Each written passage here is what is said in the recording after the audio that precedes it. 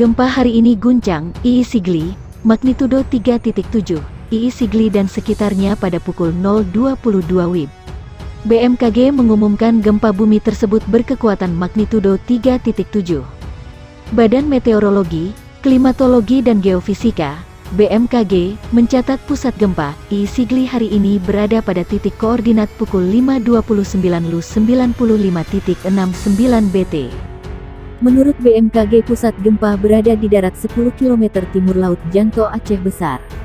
Adapun kedalaman pusat gempa, hipocentrum, tersebut adalah 8 km. BMKG juga mengingatkan agar masyarakat di II Sigli mewaspadai potensi gempa susulan. Berdasarkan data yang dirilis BMKG, guncangan akibat gempa II Sigli hari ini dirasakan pada sejumlah tempat berikut 2, 3 Sigli. Sebagai informasi, skala MMI skala Mercalli adalah satuan untuk mengukur kekuatan gempa bumi.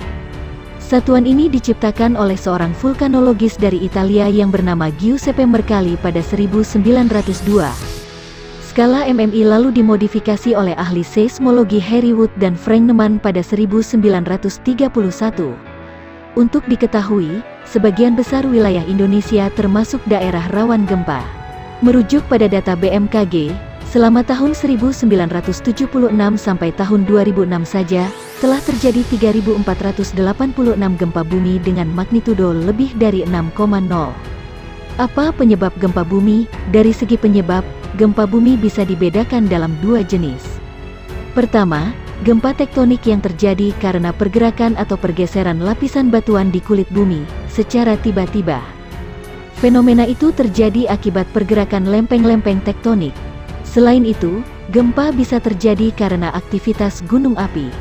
Jenis kedua ini disebut gempa bumi vulkanik. Pergerakan lapisan batuan di dalam bumi secara tiba-tiba dapat menghasilkan energi yang dipancarkan ke segala arah berupa gelombang seismik. Saat gelombang itu mencapai permukaan bumi, getarannya bisa merusak segala sesuatu, seperti bangunan, hingga dapat menimbulkan korban jiwa.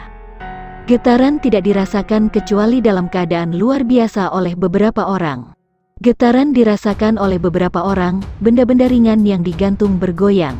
Getaran dirasakan oleh semua penduduk, kebanyakan semua terkejut dan lari keluar, plester dinding jatuh dan cerobong asap pada pabrik bisa rusak, kerusakan ringan.